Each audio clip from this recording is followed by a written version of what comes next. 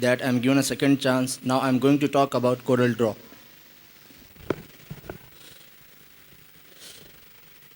Let me explain what is CorelDraw. CorelDraw software is used designing graphic posters, banners, logos, certificates, ID cards. This software is very useful for designing the required document. It works exactly as per our requirement. Now in the today's presentation, I will show you some examples designed with the help of this software. This software is mainly used in the printing business. We can design anything which we require to be printed on the paper, on the banner, on the bags. After designing, we can also export our design in the picture form, that is in JPG form or PDF form also. It will be very easier for a person to send or share or design document or design file with anyone, and printout can be taken anywhere. There are two types of designing in the CorelDraw. First one is RGB and second one is CMYK.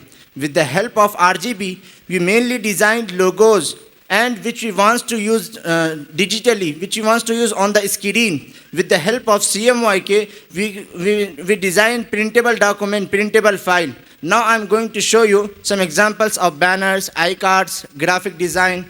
This one, iCard. This is banner. And this one, graphic design. And this one, logo. This one also logo. And this is certificate.